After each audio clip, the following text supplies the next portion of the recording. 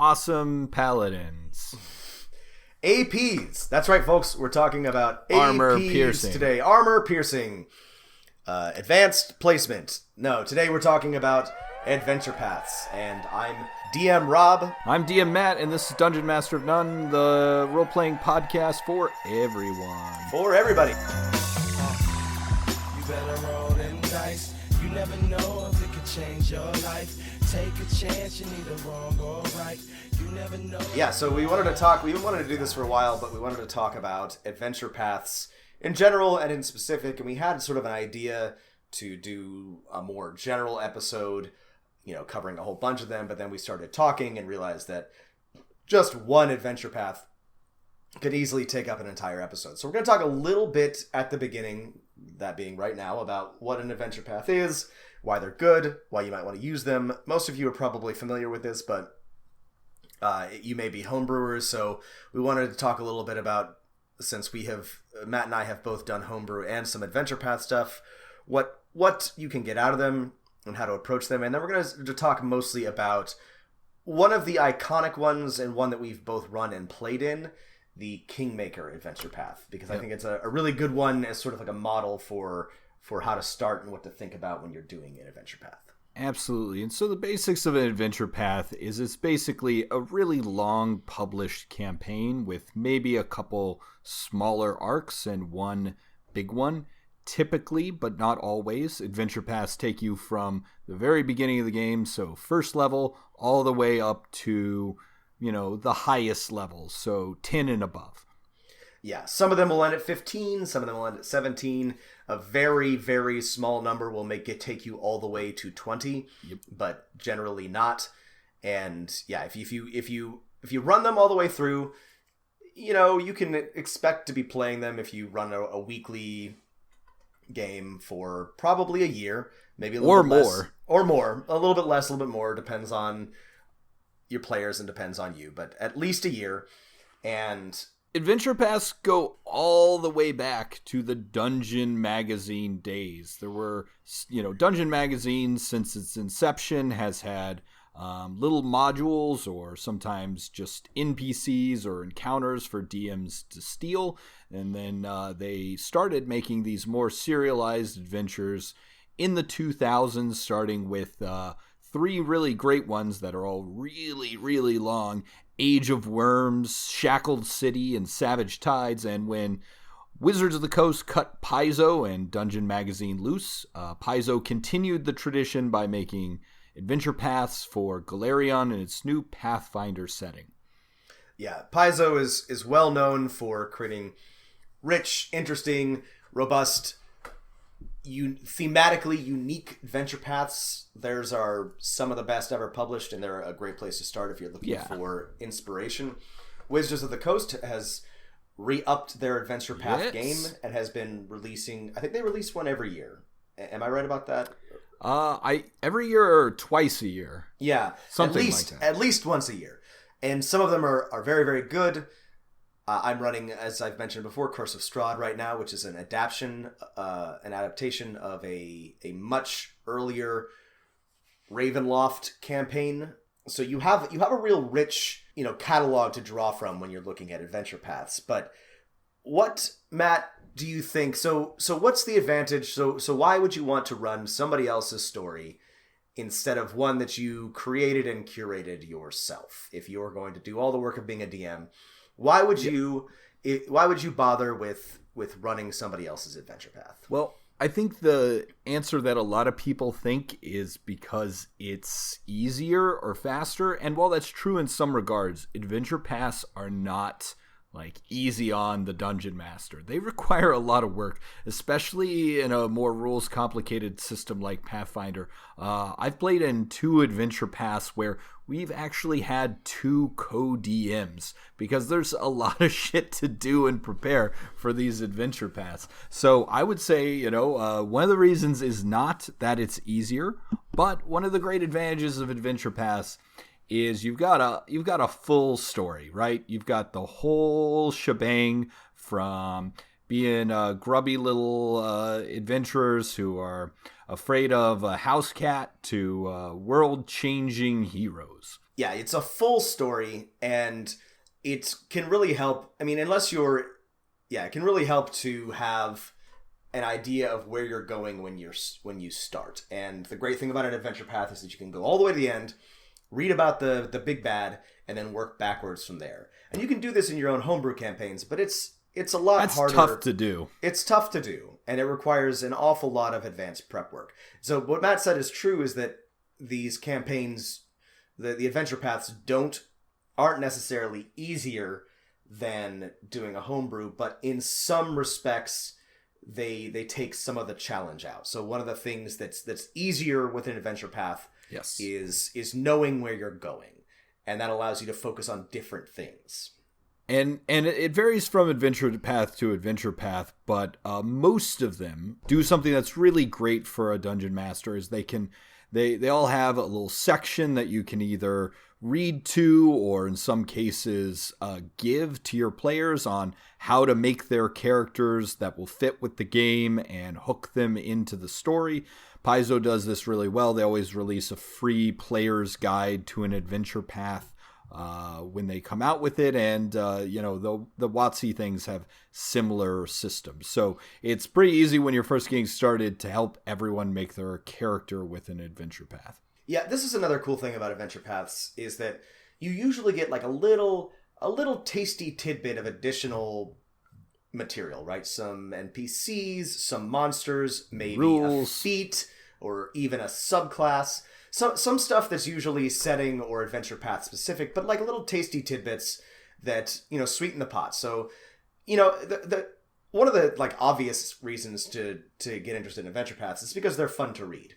They're good books, and they're filled with like great art and cool stories, and it's great to pick one up, and even if you don't run that adventure path, to get ideas from it. But there's also usually like a little bit of mechanics that can help balance out your characters and add a little bit of depth. Paizo is especially good, and I guess also bad about this, because it can get a little overwhelming, but usually adventure paths add a little bit to your game, and they give you a lot more to work with, even on like a base level. Some of the downsides of adventure paths, and these are really real, and my biggest gripe with adventure paths, and advice to anyone who's considering running one, is every adventure path, both Wizards of the Coast and Paizo, that I've ever come across is too damn long.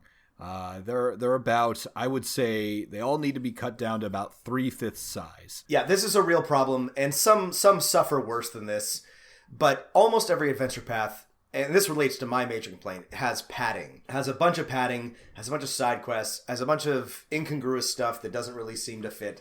Just sort of like, I don't know, round out the adventure or add some depth and time to it, and it really shows. And these are the places where, in my opinion, usually the writing is the weakest, where the characterization is usually kind of flawed, and this is often where you run into things that are just sort of thematically off.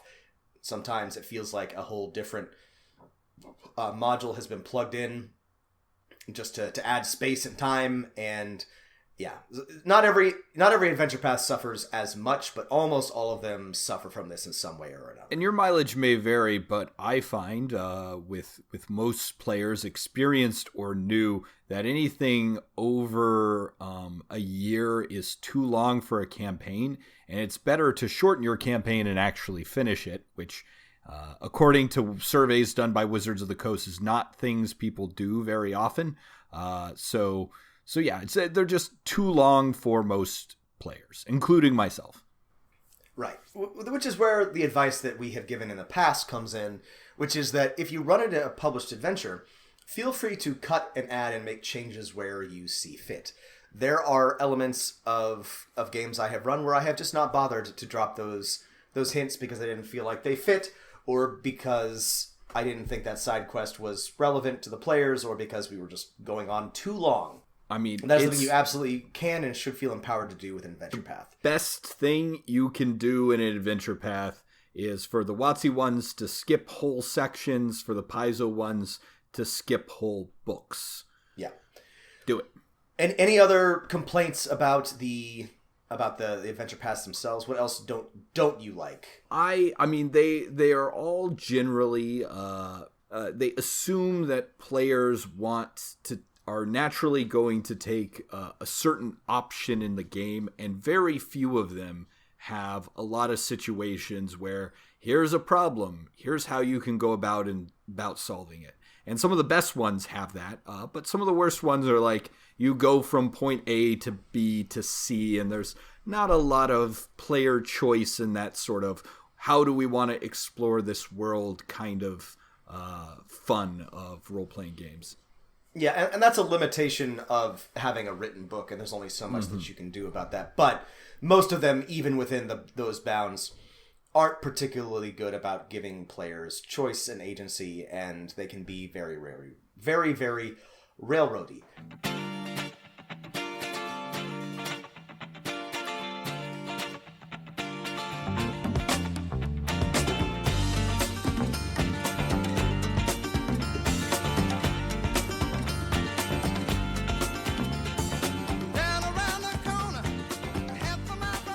There is, however, and this is a great segue, an exception to this rule. One of the best, and it's not without its flaws, but one of the best modules, in my opinion, best adventure paths ever written, is the Kingmaker module by Paizo. And I think it was their second or third. No, I mean, you're incredibly wrong as always. I'm wrong. All right. It's super not their third. It is, let's see, their sixth. It's okay. Right. Keep it coming. I enjoy correcting you. It's their sixth for Pathfinder. It's their ninth if you count the Dungeon magazine. It's okay. That's what I'm here for. That's what Matt's here for. See, I stuck to our rules of never doing any research whatsoever, especially not during the episode. So yeah, it's their sixth, which shows because they did a good job with it. Watch me just seamlessly transition to an entirely different point, which is that they did a terrific job with the Kingmaker adventure path, and one of the things that was good about it, relating to what we were just discussing, is that it gave players a lot of choice. It basically presented an endpoint with every one of the individual books and gave players a great deal of liberty in how they got there. So the basic idea of Kingmaker, and I feel like it has a lot of problems, and we'll get into that, but it remains one of the absolute most popular adventure paths for this reason. The basic idea is that it's a giant hex crawl. Players are sent to explore an area called the Stolen Lands that belong to nobody, and after the first adventure, begin forging their own kingdom in this area. So they not only get to explore a big open-ended map, but they also have a really strong hook for doing so, in that they are building up their own duchy that they control and own. The real key mechanical hook for Kingmaker, and all of Paizo's, I think this is true, all of Paizo's adventure paths have some sort of mechanical to add a little gimmick. Bit of gimmick. Yeah, it's a gimmick. Some of them are better gimmicks than others, but they're all gimmicks. And the gimmick of Kingmaker is that it's a hex crawl. You have a really big, unexplored map, and you are presented with, and you, the DM, are given, these are what's at all of these hexes. And so the players, they get resources and exploration and find things and magic items and build up their duchy by doing these hex crawls. And it plays in really well with the general idea of the campaign, which is exploring these lands, civilizing them, right? It's a very colonial endeavor, making these lands safe, hewing wood and drawing water, etc. Easy there. You're getting a little antinomian on us. Antinomian. It's a huge map. You talking about this gave me flashbacks, and I'm pulling up the giant hex map I made in Roll20 for our Kingmaker campaign, and it's so fucking big. I put so many hours into building this. It's really very... So this may or may not be appealing to you, but it is very authentic and well thought out, because not every hex has something in it. In fact, a lot of hexes have nothing in it, or are like absolutely complete wastes of time. They'll have a dead hunter or a pit trap or a pack of wolves or something. Some of them have a wizard's tower full of loot, or they're the home of a fey creature that's very powerful. But your players could have an entire 3-hour session where they hex crawl and hex crawl and hex crawl and find absolutely nothing of interest if they get unlucky. And there are hooks within the adventure path that say you need to go into the wilderness and find this thing or this person or, you know, accomplish this. There's a bounty on Nolthurst. That's exactly right. You need to accomplish this for your duchy to be safe. But in general, your players are set loose and told, hey, become kings. You know, make this land safe. Gather this many resources. Yeah, and one of the cool things about this adventure path, and I think why it's so popular, is the nature of the hex crawl, and not just you're exploring for the sake of exploring, you're exploring for the sake of building and staying there, is that it really gives the dungeon master options to drop whatever they want into the game. For example, in mine, I think a little bit to the chagrin of my players, dropped the Mud Sorcerer's Tomb, a old school dungeon crawl into one of the locations that they really hated, but they got some great loot out of it. Once we were done, we were very happy, but it was a real crawl. Yeah, so there was a lot of that was, I think, the most we had ever used these suffocation rules. Yeah, there was a lot of creatures trying to suffocate you with mud, which is lots of fun. Matt's absolutely right. So the cool things about, from a player's perspective, you get to build, right? You get an additional it's cool because everybody likes their player character to get more powerful, but you could also make your town more powerful or more wealthy. And that would give you certain advantages both within the campaign and that you could use as your player character. And so it gave you a second path of advancement. It was a little gamey. You had resource points, I forget exactly what they were called, that you could use to build, I think they were just called build points. They may have just been called build points, yeah. That you could use to, improve your town. But you would get, so many of these for uncovering certain things or exploring, or you could transform your gold into build points, and that was fun. But as Matt said, also you can really add in anything you wanted. There's really infinite possibility for you to add in any encounter, any additional dungeon, any sort of unique, something that's interesting to you into the giant hex map that your players are working through. In my game, I feel like we spent maybe not half the time, but close to 50% of the time on things that I had cooked up or stolen from other modules like the Mud Sorcerer's Tomb.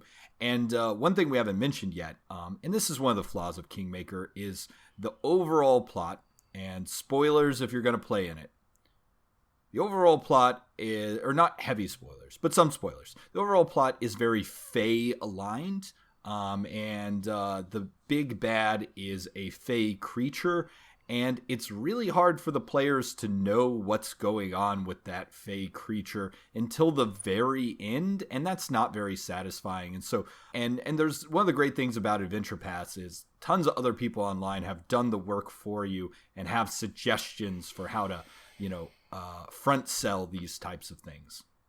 Yeah, this is the major failing of Kingmaker, in that around the fourth book, the campaign takes sort of a radical tack from just being, here are the challenges of trying to build a duchy in this, dangerous wilderness, to here's a big bad Fae creature that wants to bring the second world or whatever into the, the prime material plane and make everything bad. And it's not like totally awful, but it kind of comes out of nowhere.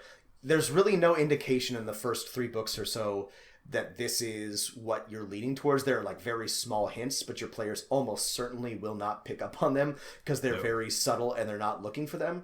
And yeah, it's the major failing of Kingmaker. It's still a really great campaign to play and run, but if you were going to run it, one thing to absolutely think about is changing sort of the climactic element of your campaign. Change what the players are going to be responding to in the last few books, because as it's written, it's pretty disappointing. Right. And one of the interesting parts of the game is that there's it goes from building a kingdom to mobilizing your kingdom for war, and that's pretty cool. based on the stuff that's given to the players and to the DMs in the first book, and this threw me for a loop because I made the mistake of not reading everything before I begin, is the game heavily hints that it's very Game of Thronesy with competing noble houses for this other nation that is your sponsor and related, and there's a civil war that's about to break up, and there's a steward on the throne, and maybe the players will get involved in that, and that enters into the published adventure written materials in zero ways.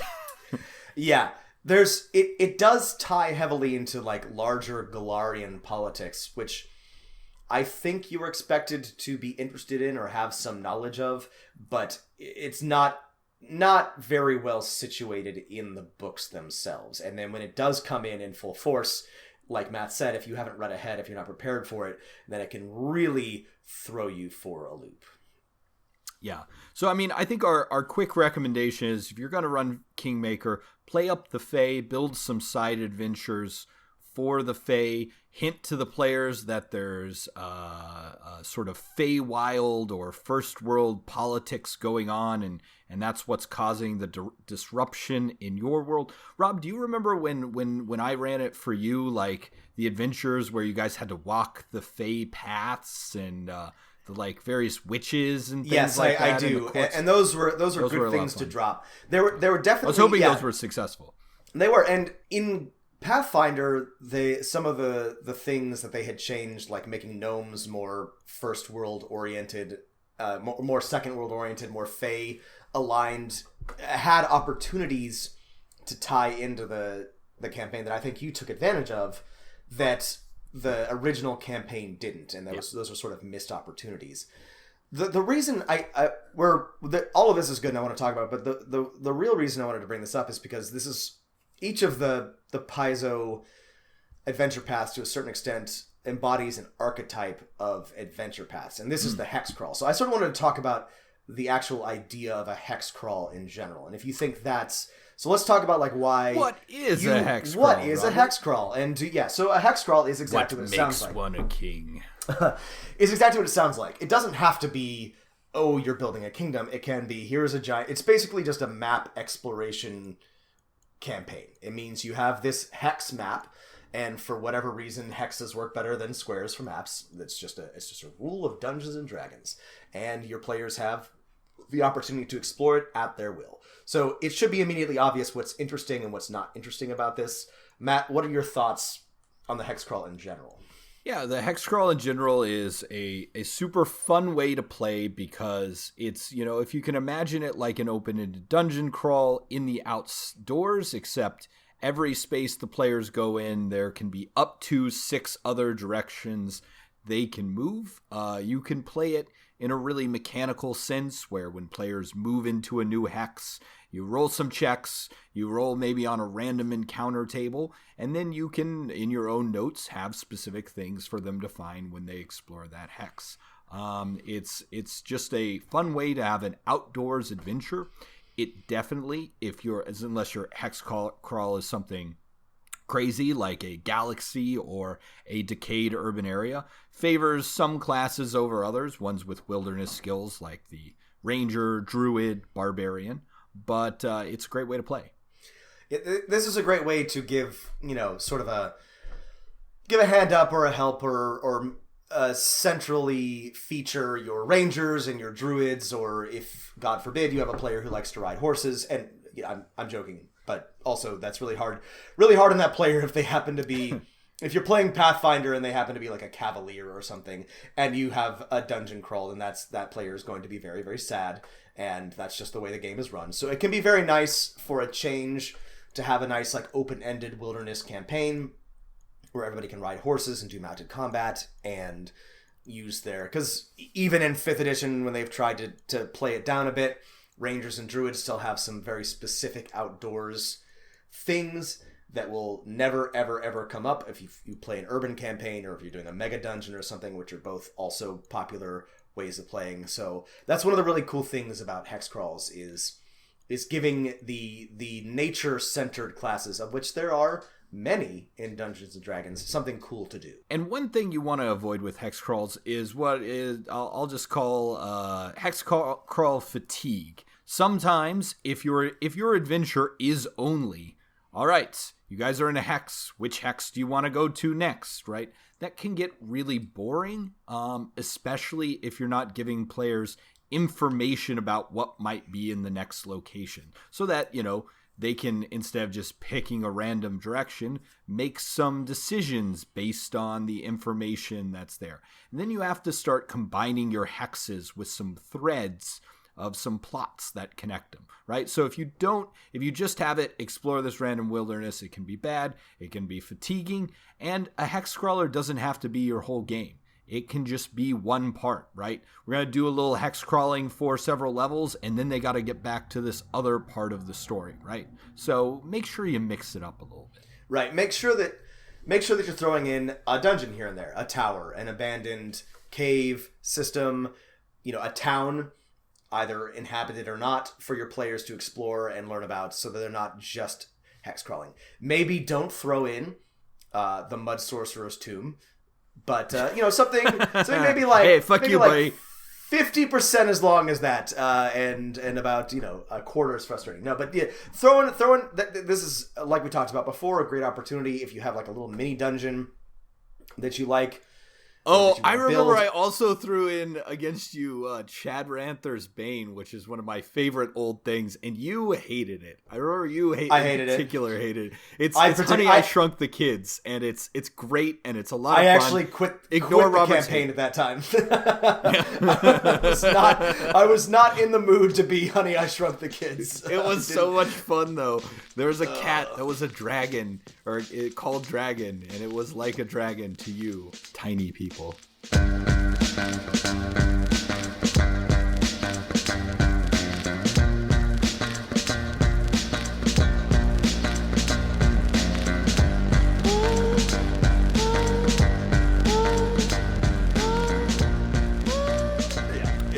Sorry. No, but seriously, Matt really took advantage of the hex crawl to add in some of his favorite modules, and I actually would encourage that.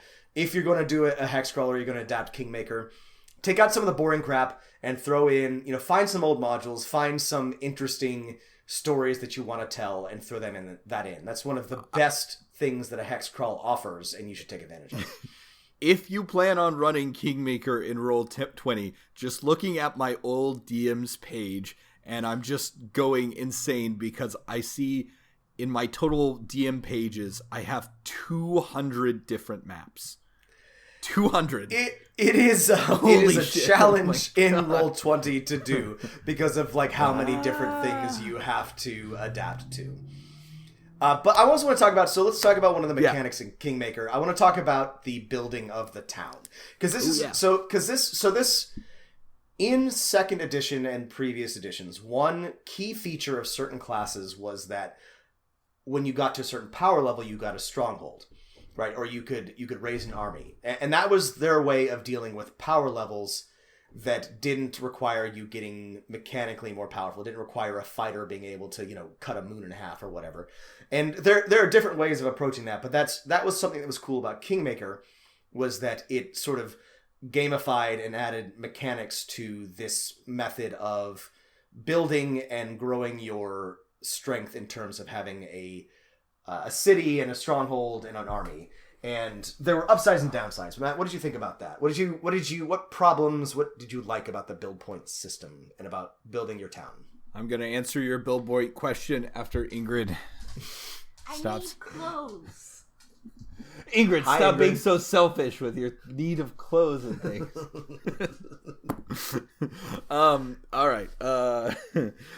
Entry 2 in my series, My Wife Left Me. That's okay. I have a podcast. My wife left me. I have a podcast. Yeah, that could be the new name of our show. All right. So yeah, the build point system is super fun in that it lets players build a castle, or if they're a wizard, a library where they can do better research. It's basically a way that you can attract certain NPCs and give a really organic hook for things happening in it. the game as written, or the adventure path as written, doesn't have too much for you to do inside your city, but there are some really, for the couple things that they have, really great suggestions about unrest among your populace, cults arising, enemies trying to besiege your city. And so when players use the build points to build up their city, they really care about that shit. And when their mill gets destroyed by a rampaging owlbear, they're going to be really pissed or just try very valiantly to defend it. Yeah, it's... Players like to have houses. They like to have players like to have houses. Players like to build castle. Yeah, they like to build inns. They like to build castles, and this gives them the opportunity to do all of those things. They get to build a magic shop, and they get to attract wizards and generals and people to make their town better. Because it starts out literally being in the middle of nowhere, worthless wilderness that nobody wants to go to, and they have to make it appealing, and they have to compete with other nearby towns. And it's deeply imperfect, and it's kind of gamey and frustrating. And we even though we're a bunch of super huge nerds who love this stuff, we got kind of tired of the city building pretty early on. You can easily start doing it in a more hand wavy way. Yeah, but I do think that the rules are very good, and in terms of in Dungeons and Dragons gamifying the process of building a town, it's probably the best system that I've ever seen. And so I would encourage you to take it and tweak it, find a way to make it interesting. Your players may love it. Your players may, they can easily spend their entire session on town management if that's what they really, really care about. But we found, even we enormous nerds who love this sort of thing, got pretty bored with it pretty quickly. And so I think I'm not sure that there's really anything that Paizo could have done differently about that, but it is one of the shortcomings in the module. And I mean, there in Pathfinder, if you're using the Pathfinder rules for this, getting new magic items is really important, and there's really nowhere else players can go to buy them.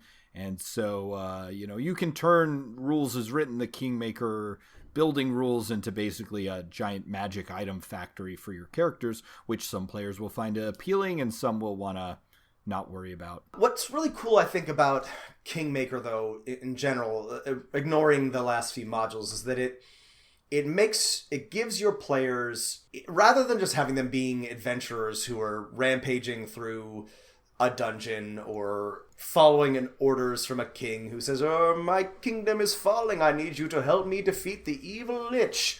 They're given real stakes. They're said, you guys are now lords and dukes and whatever of this uncharted land, and this is your city, and if you fuck up, if it gets destroyed, if you fail to address the threats appropriately, that's on you. That's the thing that's a thing that you care about, and you're going to lose it. And I think that's very unique in Dungeons and Dragons generally. It's very hard to get your players to invest in something like that. To some extent, this is the nature of heroic games, right? Heroes respond to a threat.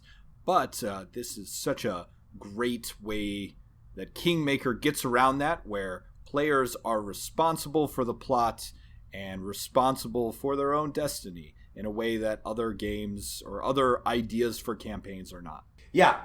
So you know what? I'm really excited to see how Matt Colville's Strongholds and Followers rules could work for a 5th edition version of Kingmaker. Actually, that's a great point. I can't wait until that Kickstarter is done. If they're good, that would be a really great thing to work into Kingmaker. But one of the reasons why Matt and I love this particular adventure path so much is because it is modular and because it is easily modifiable. And also, so many people have done that work for you. If you look on any of the forums or you search for this online, people have spent a lot of time making adaptions or adjustments or adding things in that you can draw from and steal from, and to make your campaign richer and more interesting. So we wanted to talk about this one first, about this particular adventure path, rather than talking about all of them, because like I said, it's the archetypal, at this point, hex crawl. And if you're thinking about how you want to build your campaign, it's really good to be familiar with the different types of games, and this is one of the key ones. If you're actually running it, last advice is don't think of it as Game of Thrones because that's not in there, but you could certainly write that all yourself. Cut out half of book 3, combine books 4 and 5, and make book 6 like a single event that happens, and foreshadow the big bad with every mini boss throughout the campaign. And then add in a bunch of your own shit into the hexes that you like. This is and general advice. Amazing. Yeah. By the way, for Adventure Pass, is read the whole fucking thing. I am super lazy about this, I'll admit. But read the whole fucking thing. Don't make the mistake of just reading the first part and thinking you can run it and then wing it. Read the whole thing and then ask yourself what you want to change, what you want to keep, and feel empowered to do that. You don't have to keep anything in there that you don't want to keep. Ask yourself what's good, ask yourself what's bad, ask yourself what you want to add, what kind of story you're interested in telling, and then go for it. Yeah, and I just wanted to go back to Rob's point about advice online. I don't know if you remember when I ran it that one of the NPCs is possessed by like a skinwalker or a skin changer or something. Mm-hmm. That was someone else's idea from the forums, and it was such a good idea because this was an NPC that was important in the first adventure but then has nothing else to do, and it was such a great way to keep that. Yeah, for my example is more mechanical. I had too many players in the one that I ran, and somebody had done a really good job of mechanically adapting it for 6 players, and I just took their stats, and all of the encounters that they were steamrolling suddenly were a lot more challenging, and I could have done that myself, but just having that available made Kingmaker such like a better experience for everybody involved, and that was just like one small thing that I did. Yeah, that's and Kingmaker's popular enough you'll find this. But for the most popular Adventure Pass, people have published what to do if you have more players, how to make everything more challenging.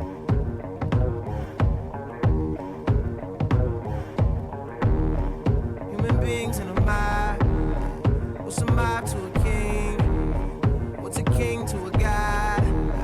What's a god to a non-believer who don't believe in anything? Any final thoughts on... We're going to talk more about Adventure Pass in general. If you have a suggestion for the one you want us to do next. Oh, yes. If you want us to talk, if you want our opinions or our thoughts, or if you have questions about how to adapt or adjust an Adventure Path, please absolutely email us at dmofnone@gmail.com or add us on Twitter at dmofnone, or if you just have one that we'd like to cover. Matt and I have both played in and run Skull and Shackles and Kingmaker and a few others. We're definitely going to talk about Skull and Shackles. The Crimson Throne's personal favorite. Yeah, Skull and Shackles is one of my favorites, and we're gonna talk about that because it really like breaks some of the rules that we've talked about, but it does it in a really good way. So I think it's a good one to be familiar with. Closing thoughts. If you're running or playing Kingmaker, I think my biggest piece of advice is there's a couple of third-party publishers. I'm thinking the people who did Midgard have done a lot of Fae-inspired monsters and modules. Those are my recommendation for a dungeon master who wants to run Kingmaker, is buy those or find some other Fae themed stuff, fairy tale like stuff, and it makes the module really a lot of fun. You got a recommendation for Kingmaker? That's a great... No, I want to double down on that. That's a great suggestion because there's a really like rich... This is sort of a topic for another podcast, but there's a really like rich history of Fae creatures in general that's sort of unexplored. Fae is a part of D&D, but there's so many creatures. People love it. People love Fae stuff, and there's so many stories and myths and histories that we don't tap into, and many third-party publishers and other interested folks have definitely done the work for that. So look into that, find ways to really play up the Fae elements of your Kingmaker campaign, because it does eventually become very, very important. But here's a zany one for you. If you were to run Kingmaker in Eberron or Forgotten Realms, you could easily make the first world the Feywild, but where would you put the main setting of the game? Where would you put the Stolen Land? Oh, good question. I don't have an answer for this, but I do like what Matt just said.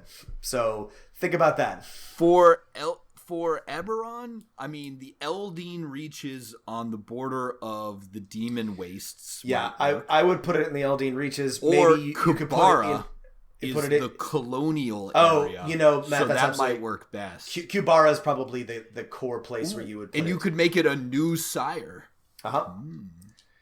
What about for Forgotten Realms? Well, now you've got me thinking I want to do a Kingmaker. Yeah, that's so easily done.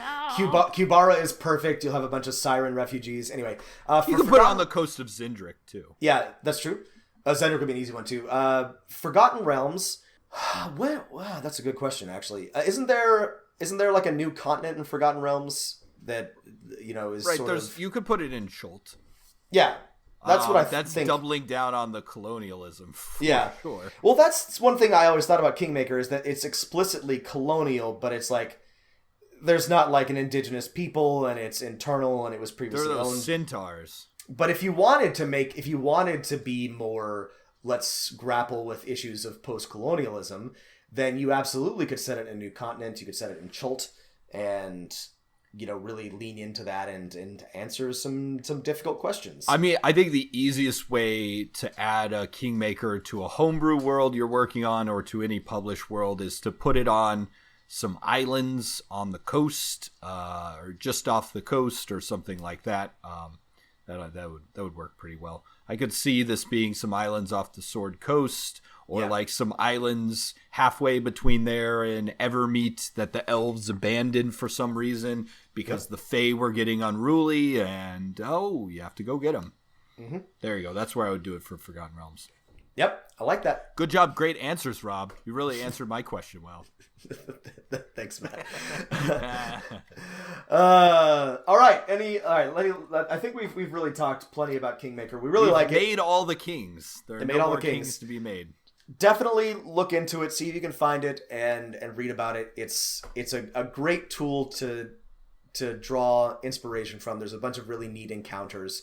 And some parts of it are extremely well written. Here's another one for you, Rob. If you wanted your Dungeon Master players to watch or read a fantasy or speculative fiction show or book to inspire Kingmaker ideas, what would you recommend? I would say The 13th Warrior is a good one, starring Antonio Banderas. Yes. Also, these are going to be extremely bad, but I'm thinking about Pathfinder, starring Carl Urban. Oh yeah, I forgot he was in that. Where he's a Viking in Vinland, and lives among the indigenous peoples there. You could also watch The Mission, starring Robert De Niro, a classic of colonial relations and building of things. That's a good one. I don't know, Matt. What did you have in mind when you asked? Oh, I had nothing in mind. Okay. I did a lot of heavy lifting on the previous. You did do, but I have more. I have plenty of. Okay. Got any books? Any books? The Robin Hobb books. The all of the Fitz and the Fool books have sort of there's a lot of exploration and frontiers type things. They live in a world that has a lot of fallen down. There's a lot of rebuilding of old settlements and a lot of finding of ancient ruins. Those are interesting. You can always read.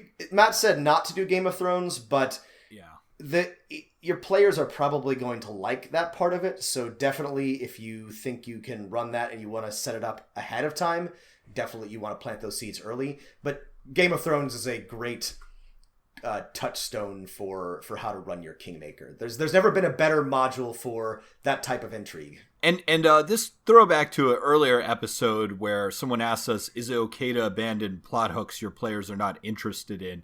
I basically gave my players a letter, an invitation to a political intrigue event happening in the Game of Thrones competing noble houses nations and said, it's happening in several months. Whenever you guys want to go to it, we can fast forward to that time and you can head there. And they never did, right? And so it's just not important. We sort of moved past it. Yeah, and that's going to happen a lot in Kingmaker because there's a lot of hooks and a lot of interesting side quests that your players... There's even a hook-tongue slaw. There is.